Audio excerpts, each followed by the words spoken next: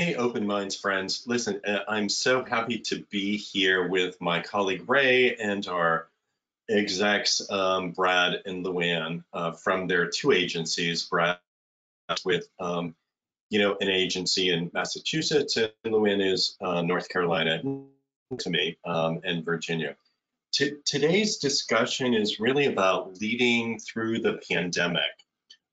Originally, when we were putting this together, we thought we would be leading past the pandemic, and we haven't really gotten there yet. So what I'm excited about is our discussion. So I'm going to let each of our CEOs tell a little bit about their organization and the work they've already done for crisis management during the pandemic. But I really want to open it up to the audience for discussion about where we go next. So Luanne, I'm actually going to turn it over to you to tell a little bit about Easterseals UCP in North Carolina, Virginia. Thanks so much. All righty. Hi, everyone. Easterseals UCP, we do cover 2 states. We are a nonprofit service provider. We're about 85 million. We were a little larger than that before COVID, and are making our way back up. But we call our mission or purpose our just cause now. We happen to be a fan of Simon Sinek, so I read most of his books. But our purpose is really about helping people living with disabilities and behavioral health challenges be contributing and engaged members of their families and communities in meaningful ways of their choice. We're a broad array of services across our territory: home and community-based, crisis, outpatient, psychiatric, residential, education, employment, and ABA services. And about 2,300 employees now. We were at a little more than that, and you'll hear our story next. Next slide. Okay, good. I have this because we have been working on our culture for 6 years, and I happen to believe that culture can be an incubator for leadership, or it can be a place where people just come and work and leave after, and don't necessarily bring all of themselves to work. So when I first came back to North Carolina 6 years ago, we worked with the frontline supervisors to try to articulate our why, Simon Sinek's why, start with why. And we created 5 belief statements at that time because we were doing a whole list of tons of different kinds of services. So I wanted to understand, why do we do all these things? So the frontline supervisors and above came up with 5 belief statements. And then every couple of years we look at them. Do they still ring true? Do we need to tweak the wording? And a couple of years ago, what we realized is that we had 5 different belief statements, because some were for IDD, some were for behavioral health, some were for this or that. And we realized over time, about everything we do for both the IDD population and the behavioral health population and dual diagnoses. So we are able to consolidate what we believe about the people we serve into one belief statement, that we believe that people with disabilities and mental health challenges really can be engaged and contributing members of their families and communities. That's why we do all the different things we do. 2 years ago, in the summer of 2018, we were doing our updates with small groups, supervisors and me, 25 to 30 people. And after one of the report outs, a supervisor said, "Luanne, we hear you talking a lot about the front line, and we believe that you believe that. But if it's true that we are so committed to supporting our front line, shouldn't we have a belief statement about it?" So we did, and that's where this frontline belief statement came, that frontline employees who feel valued and supported in meaningful ways, meaningful to them, not necessarily to the higher ups, they can and do create powerful mission outcomes. One of the things we've been working on also for 6 years is about encouraging employees to use their voice. Use your voice. We don't know all that you know. We don't see everything you see. Help us, use your voice to help us be a better organization, a better service provider. So that's why we encourage them to use their voice. I'm not able to say that's why we do all these fabulous things to support our front line, because we know we're not there yet. That's a continual continual process, do a better job.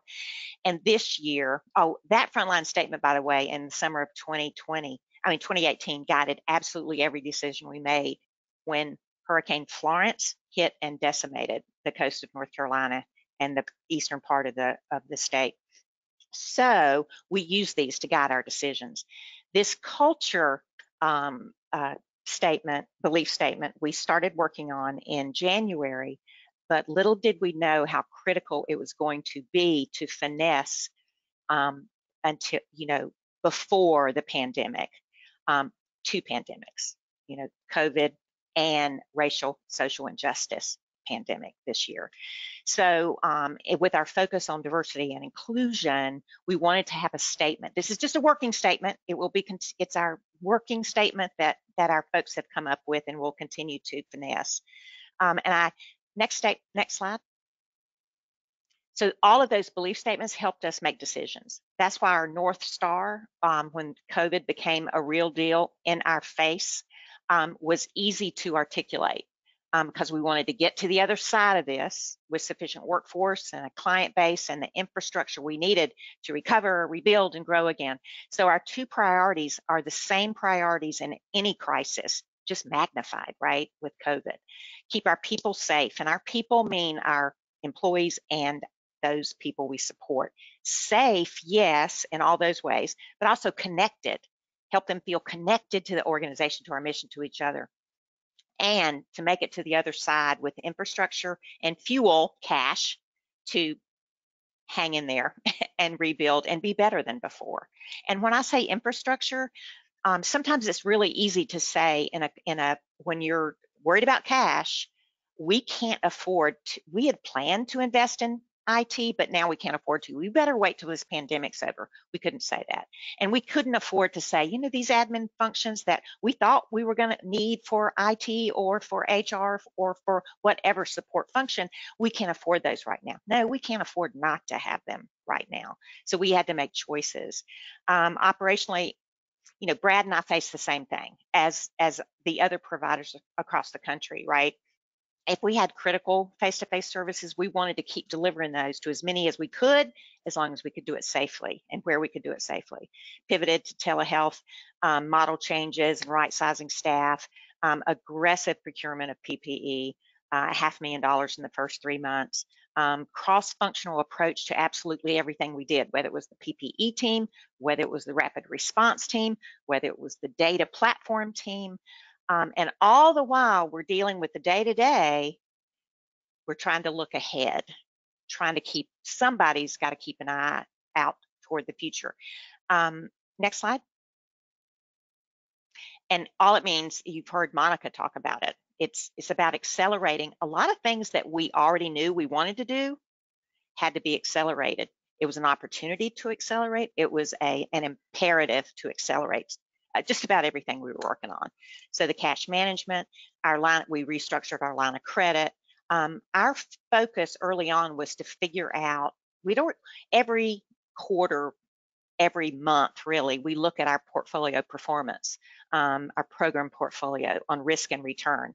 And so we had a longer view plan of getting to a healthier bottom line portfolio, but this put it on steroids, that planning, right? And we even changed our mission criteria for that analysis to be a more COVID resistant criteria, mission sustainability criteria. And it gave us the guidance, a framework to start making those decisions. In fact, exiting 16 programs since the beginning of COVID, not just closing to come back later, exiting.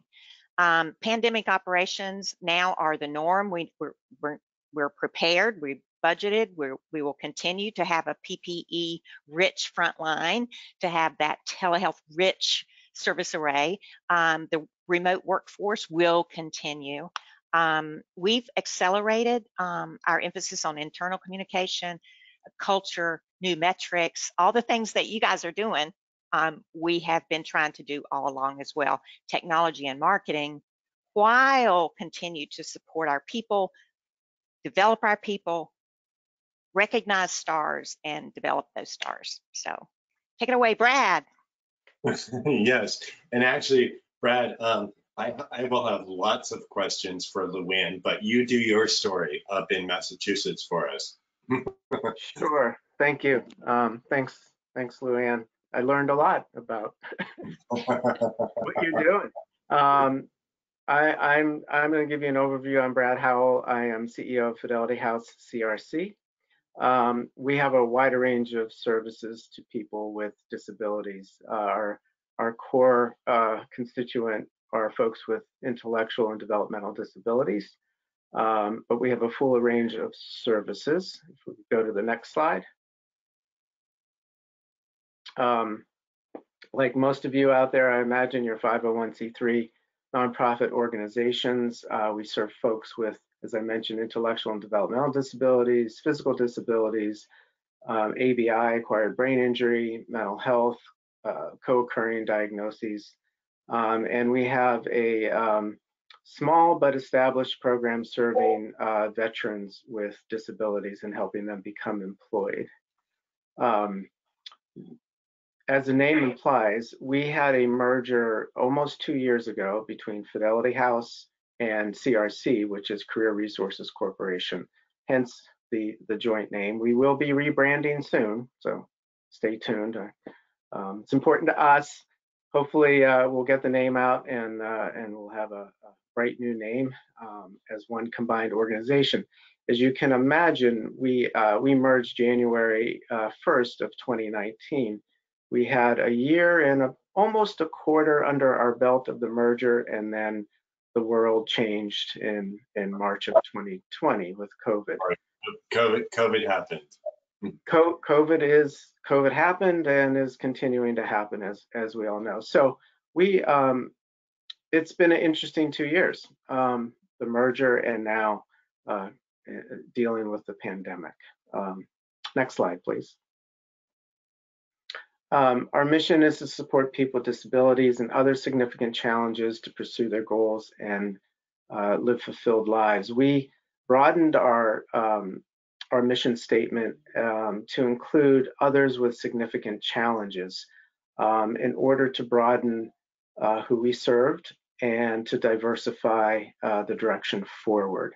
The significant challenges, we still are committed to serving people with disabilities, but recognize there are many people who have functional limitations that may not have a documented disability or may not be going to seek services. Given the state of our country over the past 4 years, there's a lot of people who are concerned about exposing who they are to government authorities to get services. So we serve, actually, it's now over 1,500 people. We updated this annually, operating in 86 towns and cities across Massachusetts and just over the border in New Hampshire, because we're in northeast part of Massachusetts. And we offer children and family services. So we serve kids as young as 3 all the way through older age. Next slide, please. Here's a grouping of our service offerings.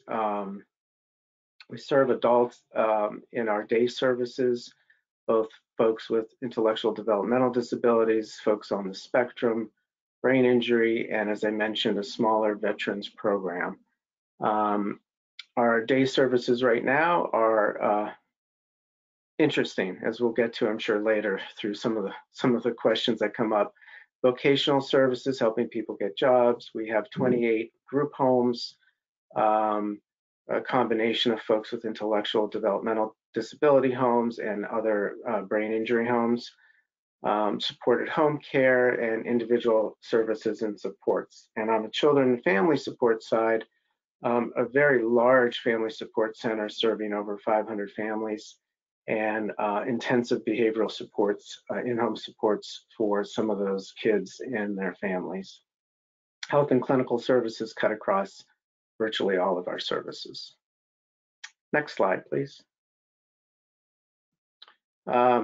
I'm sorry, this got a little jumbled in the presentation. Just breaking it down, I'm sure many of you are quite familiar with employment and vocational services and all the different types of supports that come along with that. And then our Mass Health or Medicaid funded rehabilitation program is more of a medical and clinical model. And I believe that is the end of my brief presentation.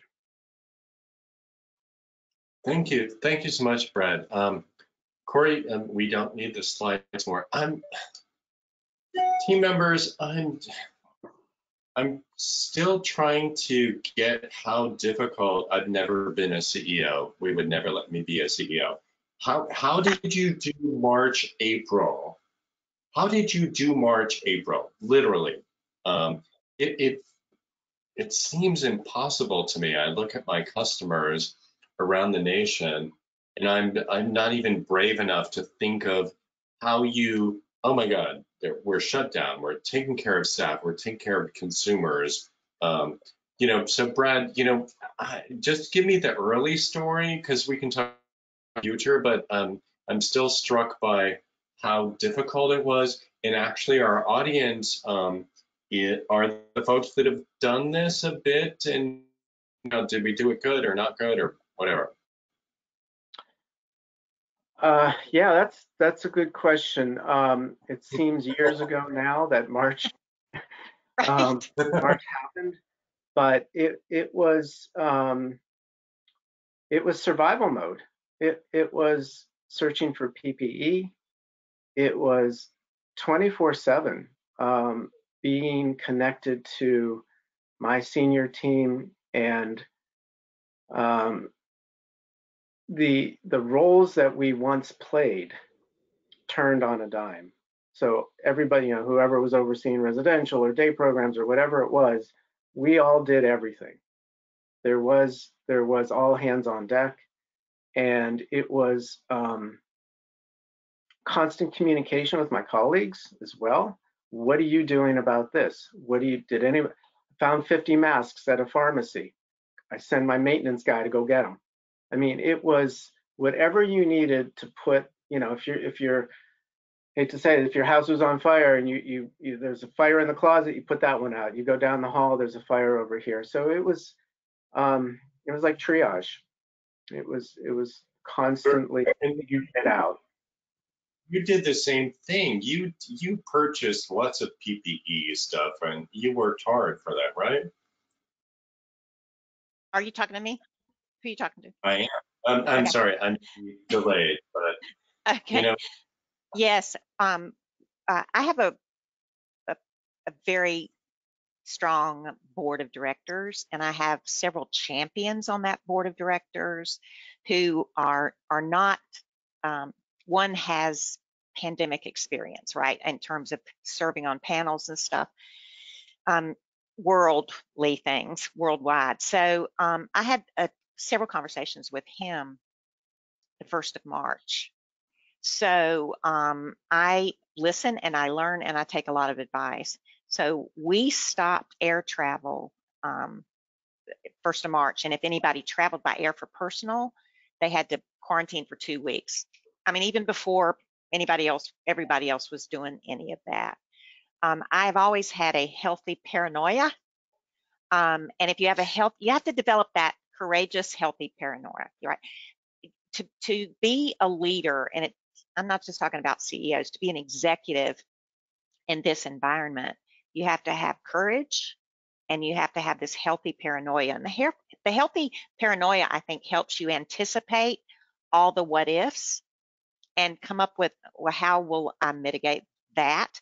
And then have the courage to execute what you need to. But the healthy paranoia lets you consider the worst case without panicking, because you can always convince yourself it's healthy paranoia. But I didn't sleep the first 6 weeks. I really didn't sleep a lot. It wasn't because I didn't go to bed and have sleep time scheduled. It was just a lot. It's a lot of pressure. But as CEOs, we can't let that pressure put additional stressors on our team, because the cascading pressure is not fair. Because our front line are the ones really facing the fearful things, right? They're in the line of fire for this thing. So, So Brad, tell me about this, because again, I've never been brave enough to be a CEO. When you listen to Luanne talk about this, and I know you have a similar story, what was your experience? How did you lead? Remember, we're leading through a pandemic. What was going on? Hopefully you slept more than Luanne. probably not. Yeah, it wasn't restful for sure. I think Luanne touched on this when she was introducing her agency, but it, even in the midst of the craziness of trying to figure out where you're getting your PPE from and what your quarantine policy is and what the state was doing and not doing, and CDC changed their guidance every other day, it seemed, that it quickly became clear to me that being able to rely on guidance from external entities, whether it was CDC or the state or your payers, or in my case, it's mostly the state funding, that it was incumbent upon me to interpret that and lead with what I felt was true and right in the moment. And for me to do that was also to stay present and to stay clear and to have a little bit of time to reflect instead of just react. And then the other part of me was just reacting because things needed to happen and they needed to happen now. So for me, the theme of kind of leading in this period of time is being able to balance the two, of being able to respond in the moment, yet having taken enough space and time to be clear to see what's called for in the moment and not necessarily rely on those things that I used to rely on, because nobody knew. There was no roadmap for any of us to lead through a pandemic. And so I was, a little bit more time now to reflect on those days, but what I find myself doing now is kind of making a distinction, and this was I had the good fortune to be in a session with Dr. Ranjay Gulati from Harvard Business School, who brought this up, and it resonated with me that there's leadership and then there's those that lead, and making that distinction between, I wasn't leading towards any goal specifically, it was leading through something, and what do I rely on to help me do that, and what each of us, personally bring into this, professionally bring into this. For me, it merged. There was no real separation, literally no separation, because I sit in my house and work most of the time. So it was a new way of defining leader.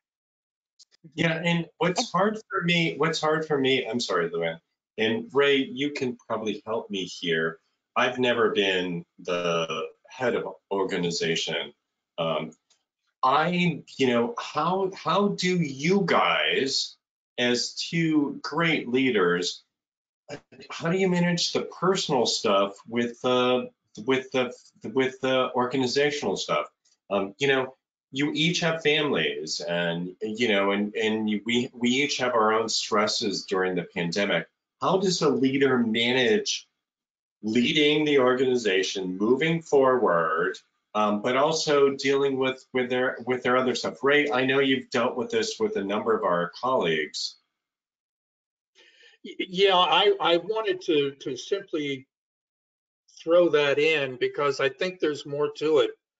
And I know that both of you have gone through more than simply 12 new things added to your task list. There are a whole series of soft side leadership elements that had to be in place. It was easier for me as a CEO because I'm kind of a solitary person. So a job like CEO that is isolating in its very nature, where you are limited in what you can express was a little easier for me than I think for some. But the side that you needed to portray was a motivational side, a personal side. And while taking care of yourself, you had to deal with residential workers and day treatment workers. And we didn't have an excessive number of those at any given point. We all know the vacancy list. You had to motivate them to stay happy, to stay healthy, and to stay happy with their job and stay in place. So it feels to me that while you were more stressed than you've ever been and more focused on your new tasks that you've never done, you were also having to deal with personal issues and people in a very different way. Luanne, I know that you mentioned in your slide the importance of keeping employees safe, but for 16 hours a day, they aren't at your sites. So, Right. so how did you deal with communicating to those workers? And I guess more importantly, how will you deal with it going forward? How will it change your style as a result of this? Well, first of all, communication and connection with the entire organization is critical. And I don't think that's new for Brad, and it's certainly not new for me. I happen to have an incredible executive team who we started meeting at 4 p.m. every single afternoon, Monday through Friday, on call on the weekend if we needed to be, but for regular check-ins. I had a contingency plan. If I got sick, who was going to do what if I was out for 2 weeks, right? You have to anticipate all that. But when you talk about self-care, my self-care is connection. You know, I mean, I'm from the South. I'm a hugger. I don't miss the hugs as much as I miss. Well,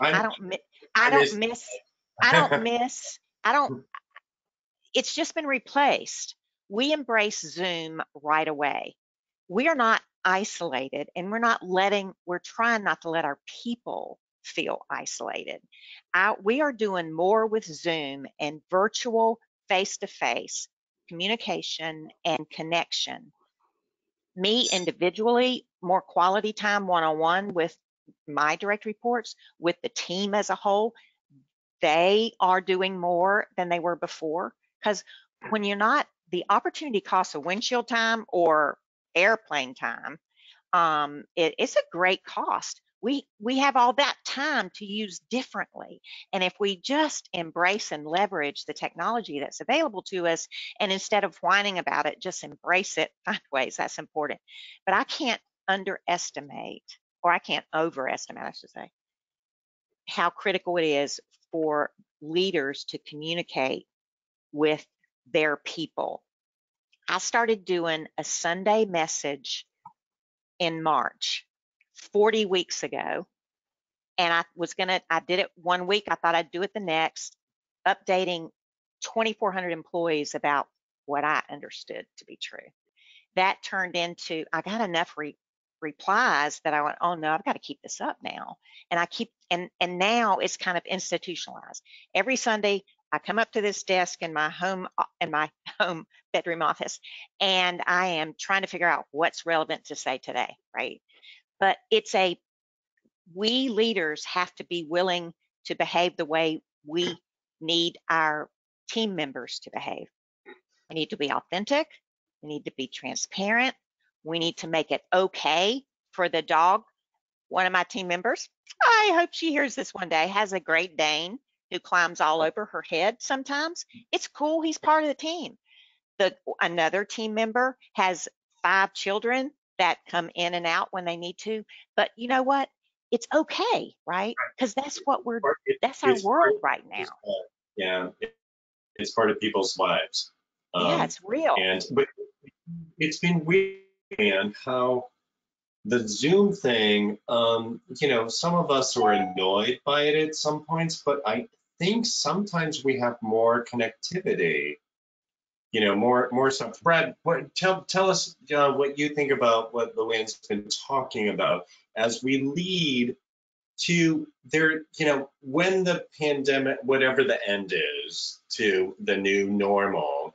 aren't we going to still do a lot of this? Aren't we still going to do more Zoom meetings and more virtual care? I mean, what's your response to what Luanne's been talking about? Well, first of all, I'm really impressed with what Luanne has done. And it's just me.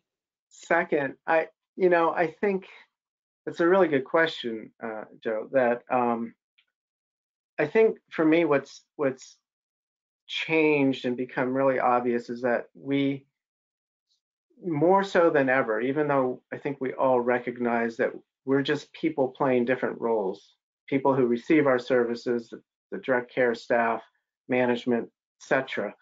And what COVID has given me more of an opportunity to do is to show up as me and not me as the CEO. Because COVID, like you said, right, to be present as not the CEO. That's what you're saying. To be present as you, the yes. personal guy, not the guy.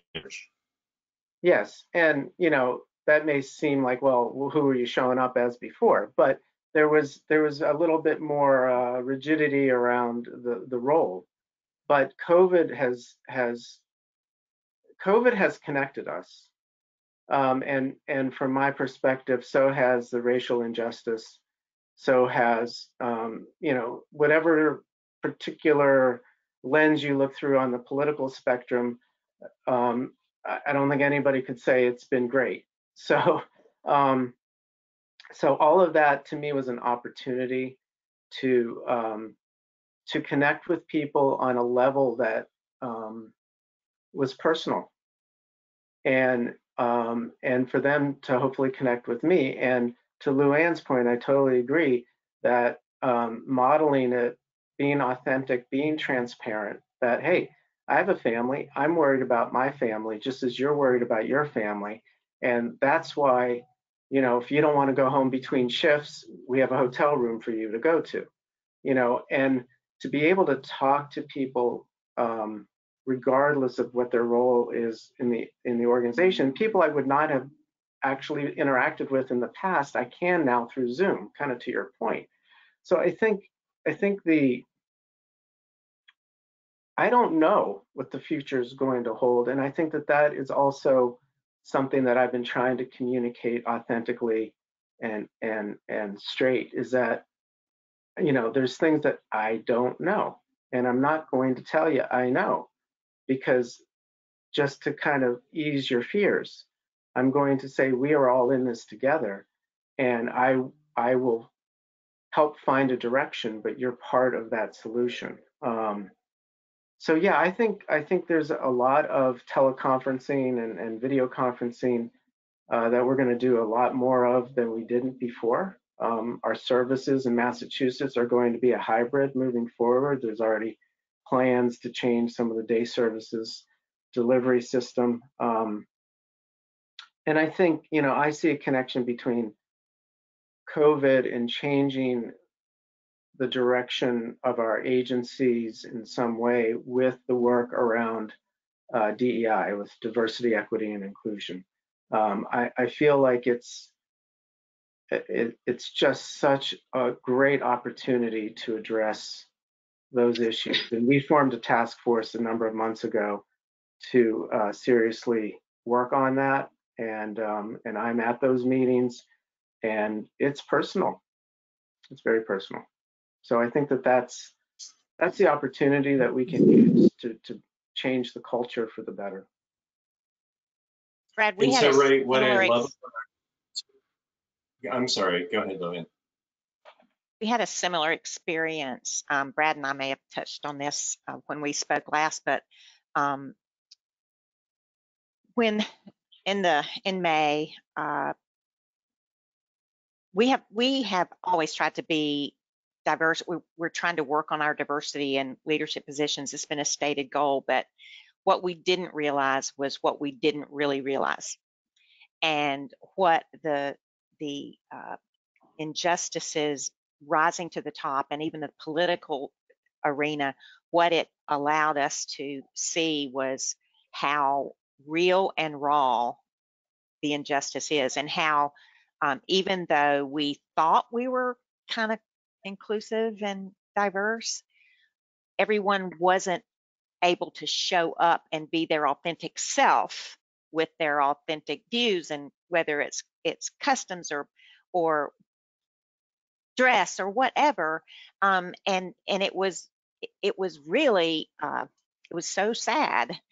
One of the first things I did was call on 4 leaders. They don't report to me, but they're four leaders, up and comers, that I've been watching for the past few years, and they are African American, and I asked them to talk to me. I had a small group conversation with them that led to me asking them to serve be the first members of our Diversity and Inclusion Council, and that led to the small conversation that we just had. What if we have them throughout the organization? So since that time, every month we have 3 or 4. The first 3 or 4 months we would have 3 or 4 every week, but and they hosted them. It was 2 simple questions, and we just received the information. It was raw, it was real. I'm not in those conversations. I work with the council and hear the feedback. The feedback has allowed us to jump on things that were unjust and take action on them, even though, and it wasn't tied back to anybody, but we're listening, we're hearing, and we're trying to take action. We aren't there yet, but we are making an authentic, honest effort to do better. Yeah, and Ray, I'd like to point out from our 2 brilliant speakers here, part of leading through the pandemic, and both of you have talked about this, and my boss has done this too, Monica. You're both very authentic about what's going on with you, and you're leading through it. I think part of what our staff are looking for is that it's not only the guidance of, what will it look like next fall? Let's do our strategic planning. Will our service lines change?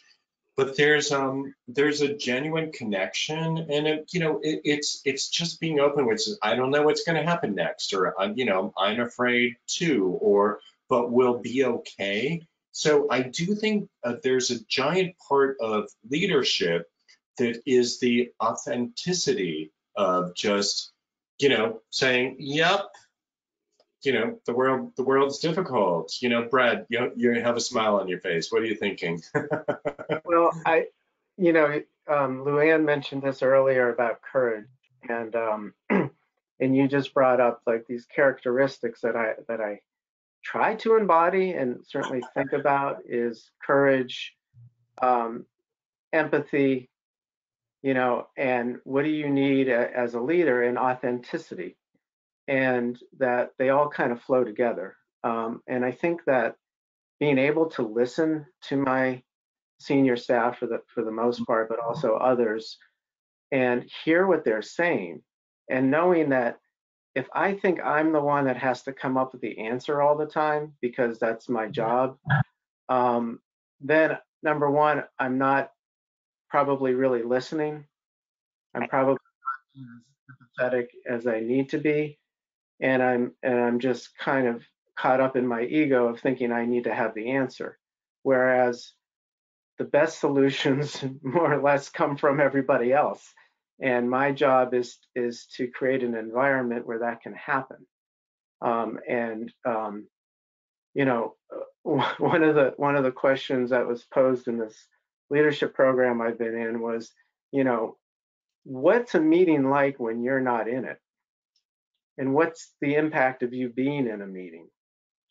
And well, that's actually a fascinating question, Brad, because if we build, I know Luanne's team better, I don't know your team's better. If we build the right team, you don't need to be there all the time, right?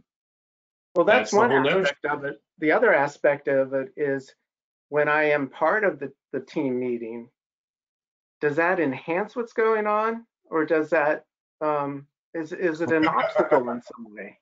And it's like, well, of course it enhances it. I'm the CEO. It's got to be, but it's that kind of. Are they the same people? are they the same people? Are they sharing their views as openly and candidly when we're Right. not in the room as when we are? And we hope the answer is yes. I Right. just agree with everything you're saying, Brad. It is, it's just so very true. We have to One of the be, things I'd like to point out with respect to the two of you is that, you know, I completely agree about the authenticity filter, that staff are looking for authenticity in leadership rather than for answers. And that's real clear, and that's something you've shown. But I think they're also looking for bravery. It would have been, and I find this across numerous people, that agencies have really tried to do something with the issues of inequity and diversity in their organization over this period. And it strikes me that it would have been incredibly easy to say, not now. There's too much on the plate. This is not something we want to deal with at this moment. I promise you we'll get back to it in the sweet by and by. But you both have addressed that directly and very head on. I'm really impressed, Brad, since I know in more detail about your work with what you've done with the diversity and inclusion and what you intend to do going forward. How has that changed dynamics among your staff, and how is that leadership, do you see, impacting the organization you may have in the future?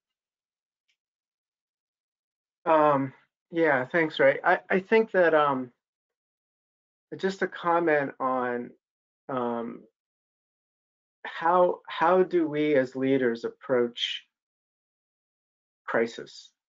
And I think what I know of Luanne so far and what I hear is that I think we're both looking at this as opportunity.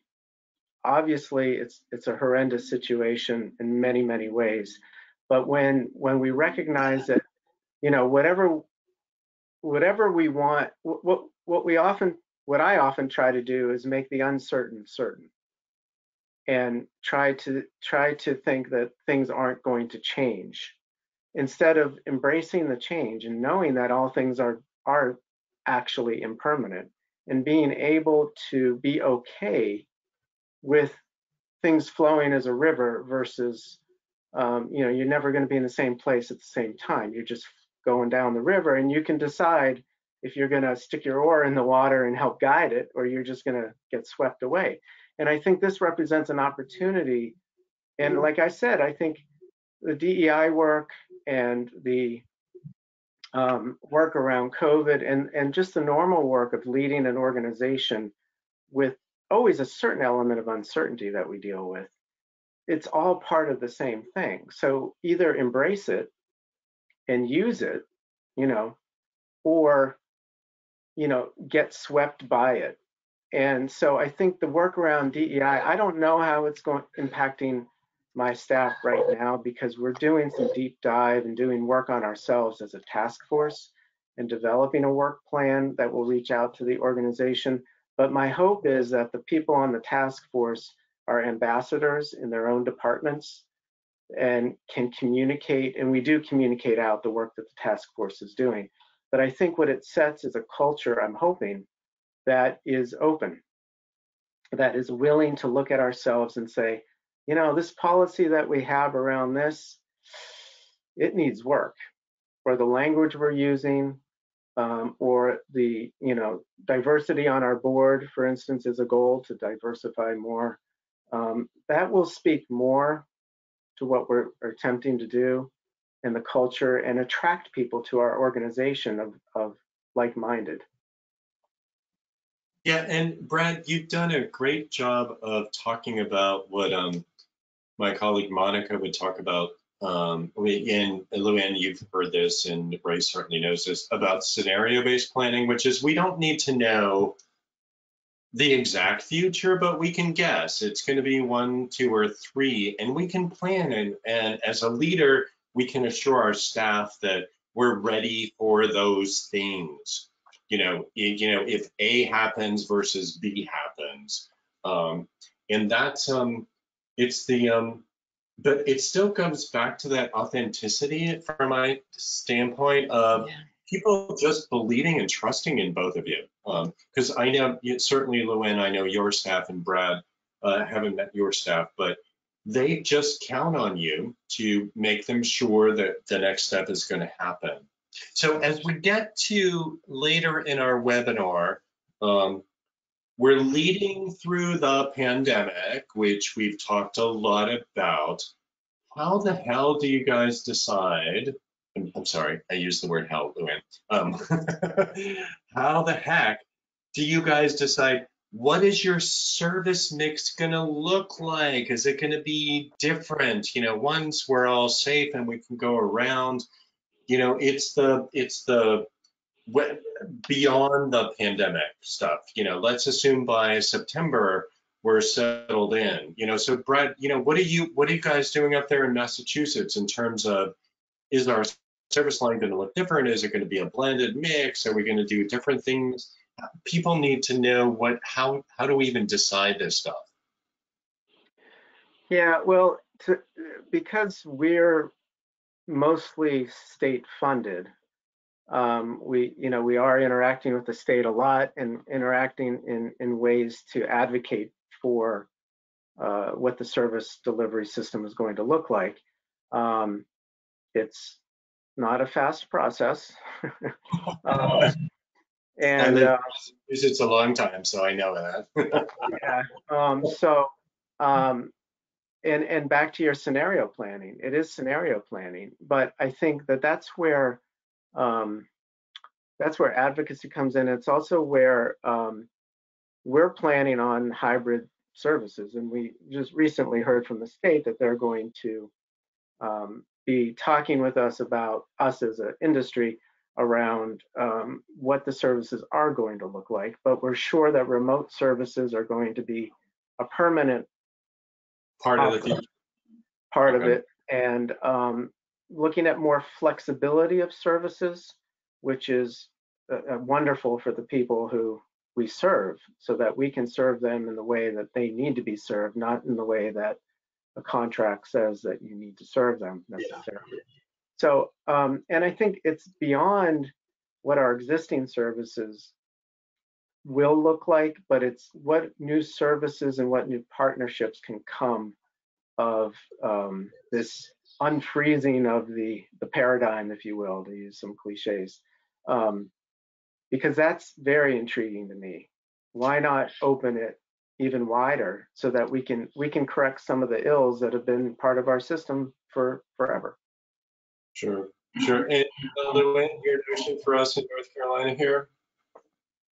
I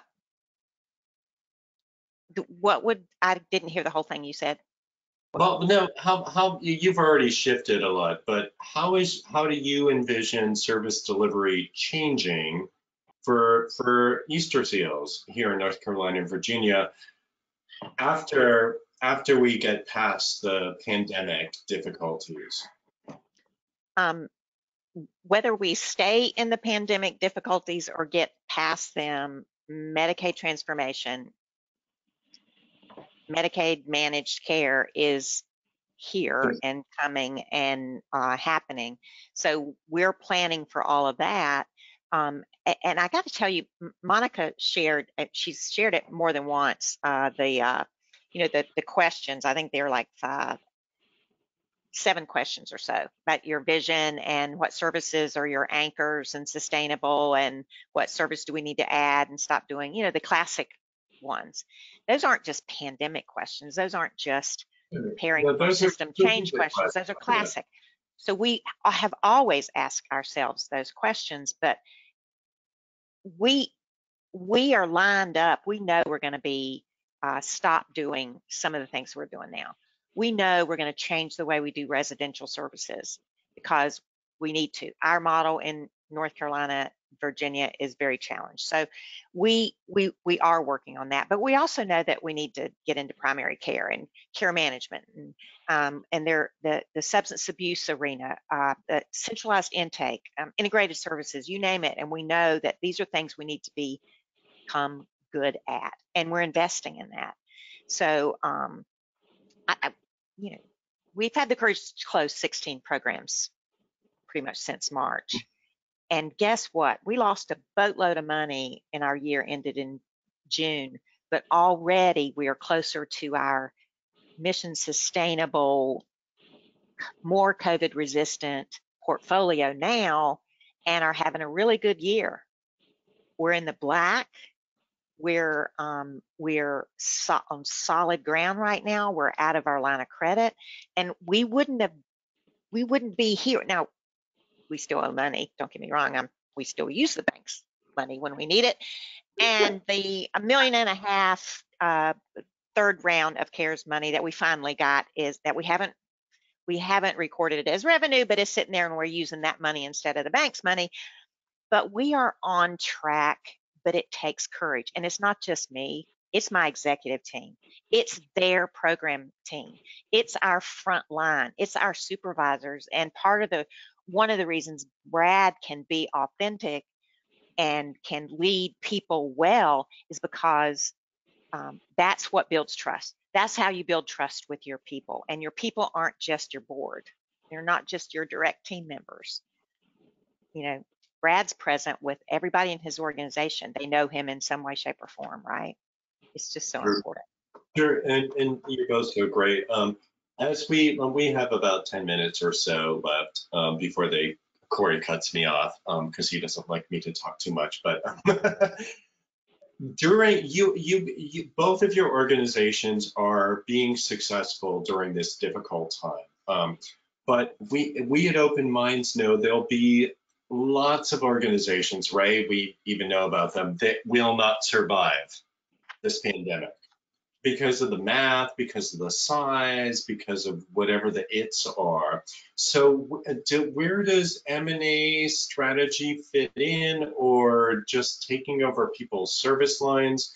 Because we have a lot of, I know of a lot of customers who are just like, yeah, we can't, we ran a day program for people with IDD and it's closed down till July. We can't do the math anymore. So, Brad, Massachusetts has already consolidated a lot since 1996 when I first lived there. But where does that fit in? I know you just did a merger in 2019. Where does that picture fit into fulfilling our mission? Yeah, that's a 30-second answer. Let's see. Well, no. You have like 4 minutes. I mean, come on. Oh, okay, no problem. Well, it certainly is a possibility.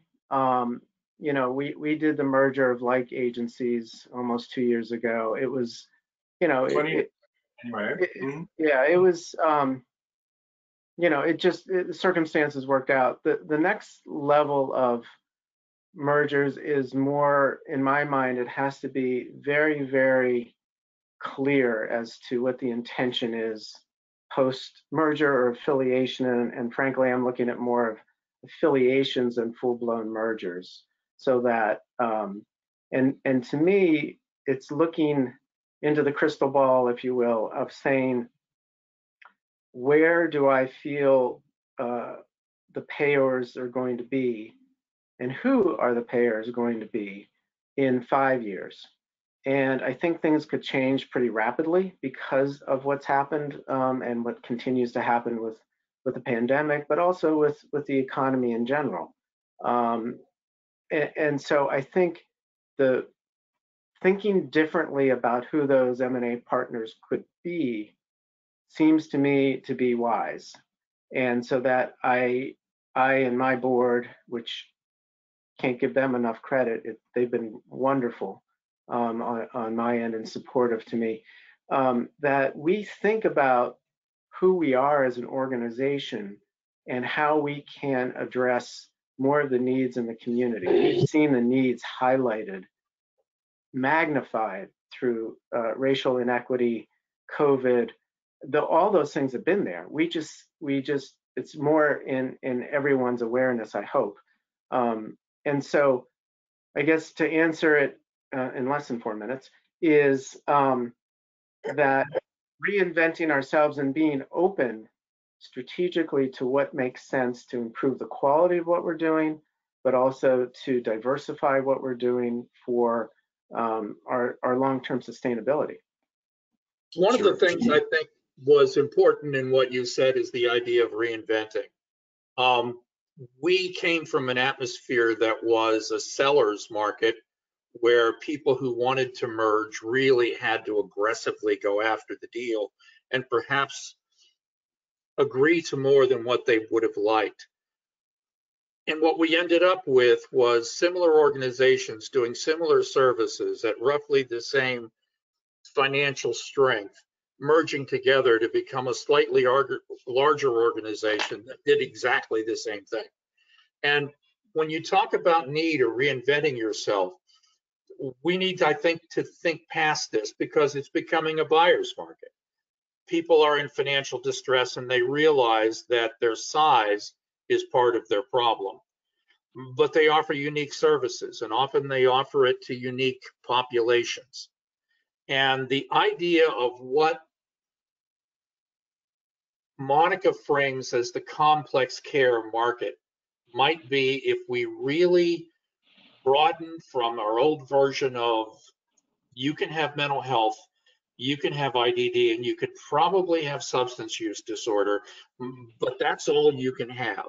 And if we broaden that to look at homelessness or to look at elder care or to see the other needs in the community the way we need to see them, it might create organizations that are more vibrant, more aligned with community needs, and more able to survive structural hits and be diversified in terms of their revenue. Luanne, are you looking at any? Absolutely. I'm not only open to it, I am looking for it. I'm looking for, there are two different lenses. One is the complementary thing. What complementary strength does an organization have? I'm less concerned about a merger of equals than I am the complementary, the two together have a much broader scope. That's why I say substance abuse, because we do a little bit of that, but I'd love for us to be a bigger, a more meaningful player. The skill sets in terms of management expertise in some area or not. If somebody has a more robust technology piece than I do, I'm interested in that too. I know Joe lectures me about not going for something too small, it's too much trouble, but I'm looking for the skill set and the talent and where it feels like a good fit. And we're not looking for to double our size. It's not about the size, it's about the value that we can deliver in the new marketplace. Yeah, and you're getting ready to jump in more to primary care, I've heard from some of our staff today. So you're trying to be a leader there in determining how to deliver primary care to the consumers you serve, right? Is that still a gossip at this point? No, it's not gossip. We've already made an offer to the first hire, but it will be embedded in our, that model embedded in our behavioral health. We're not trying to have a freestanding primary care shtick. We're not going there right now. Yeah. Well, so my last question for both of you, because remember our topic is leading through the pandemic. I like to think of leading past it also. So let's assume by July 4th of next year, it's reasonably safe for us all to do more normal things, as just a marker. As leaders for yourself and your staff, what is it you're doing now to get from here to, again, my imaginary July 4th, where the world is better thing? And then how do we teach people about the vision after July 4th? So Brad, the question goes to you first, so Luanne can practice a little bit. What is it? What is it? What is it?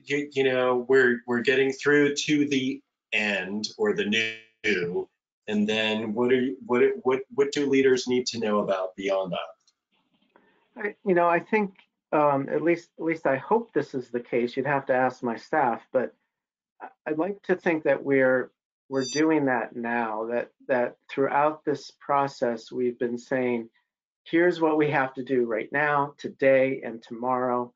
But this, we finished our strategic planning process. We decided to do it in the midst of this because it was just so fertile. It was just the right time to do it. And know that it is scenario planning to a large extent, but there are some fundamental things we're going to be moving on regardless of how long the pandemic lasts. So those are our foundations. So I think the message that I hope I've been sending, again, you'll have to do a survey of my folks, that we are both being present in what's needed today and hopeful and leading towards the future, which would be some sort of hybrid model. And that comes in through hopefully the communication of being transparent and authentic, that there are some things we know and we're moving in this direction of diversification and sustainability for the long term, addressing DEI issues the best we can. And that culture and that way of thinking will guide us into the future. And some of that future is unknown. Sure. So Luanne, your words of wisdom? Ditto. There was something that, and instead of answering that question, I want to talk about something different. Can I? This is Luanne normally for me, so I know her. Yeah. No, but I thought you'd be interested in, Brad, I bet you'd be interested in this. One of the things that we think about is what are we doing more of now and what are we doing less of? And the more of it are the things like connecting in all different ways and directions, communication, all different, lots of changes in the way and some of the things we're doing more of. When I was thinking about what am I doing less of, I have a great board of directors and I learn from them. They are diverse, truly, and from all kinds of industries. They either own their business or they're a C-level or the CEO, right? And so in between board members meetings, quarterly board meetings, I tend to have coffee meetings, organic phone calls before COVID. And I wasn't just stewarding them. It wasn't even about a gift. It was engaging them. And I use them for what their skill set is. I need advice on this thing. But then I spend the rest of the coffee hour. So what's happening in your business? I learned so much hearing their business story that it always helps. There's always some kind of gem that's relevant. I go back and think about. I'm not asking for advice about anything particular, but I learned something. So I haven't had time for that. They haven't had time for that because they have their own businesses that they're dealing with COVID for. So we tend to look at our board meetings have become, my CFO and I are reporting out, defending where we are, projecting where we might be, laying out all this. And I would hear from board members after, you know what, I learned something today. So they're learning from us. And I'm going, but I need to learn from you guys. So this last week in our board meeting, I said, I wanted to, and the board chair agreed with it. The question was, I have to look at it so I don't get it wrong, but we devoted an hour to, now we want to hear the view from your industry lens. How has COVID affected your business or industry, and what do you expect the next normal to look like in your industry? Every one of my board members contributed. It was awesome. And I said, this is not about advice for us. It's about help us see what you're seeing.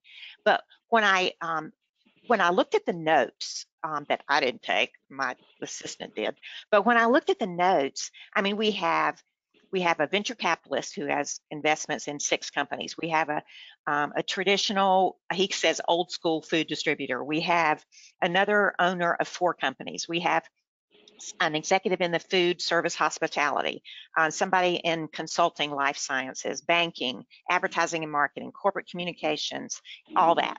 So we have a lot.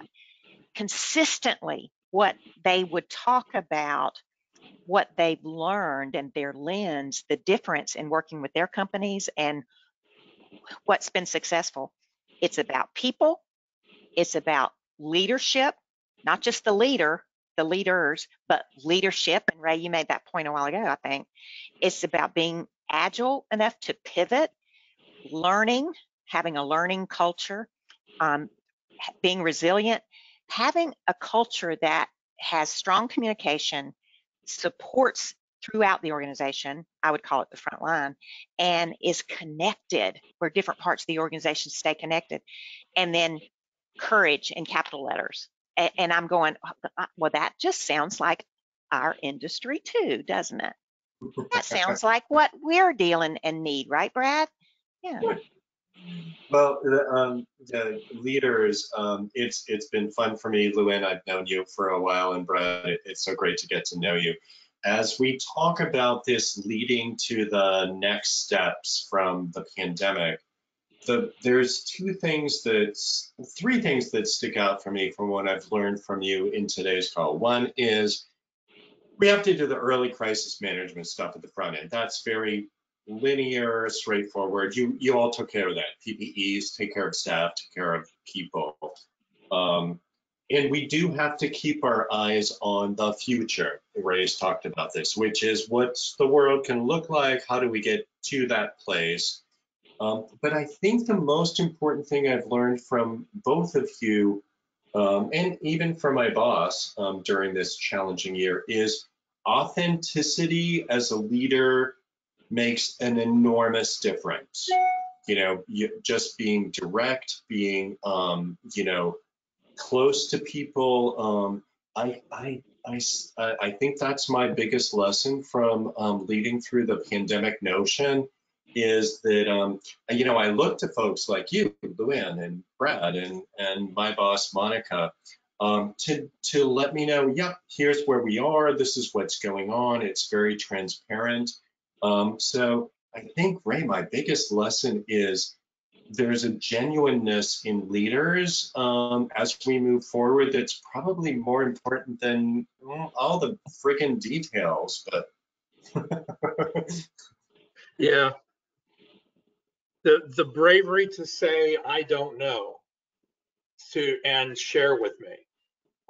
And to be present in the moment with them in your authentic self is an enormously powerful tool. And when I look at what we've done over the last hour and I look at the two of you, those are the lessons that I hope to take away from this. Sure. So, Luanne, Brad, did you have anything else to add? I think you're both just brilliant, and I'm so thankful you joined us for this time for our audience. Do you have anything else, Brad, you'd like to add? I think just, I'm open to talking to anybody and learning from them. And, I don't know how many people are tuned into the webinar that we're doing right now, but I've connected with colleagues, and it is very valuable. I'm teasing a little bit. Luanne, do you have? I think, we've talked about courage, we talked about authenticity, and authenticity builds trust. And part of the whole communication and being authentic, and not being arrogant, that humility that we must have, because we are learners, because we know we don't know it all. You're a learner, Brad, I'm a learner. We know we don't know it all. I tell my people that I don't have an original thought in my head. I just learn from other people and apply it wherever we can. But I wanted to share my sign off for my weekly messages, and I bet you could say this exactly the same way, Brad. Like with every Sunday, I close with the same reminder, because we're all adult learners in this pandemic. Keep the faith and take care of you. Wear a mask, wait 6 feet, and wash your hands. You are essential, you matter. And then it's together we will face each new challenge with courage, compassion, and care for our clients and each other. That's what we do. Brad and I don't do this by ourselves. We do it together with our people. So we intend to still be here a year from now, right, Brad? Absolutely. Thank you. That's it's so inspirational.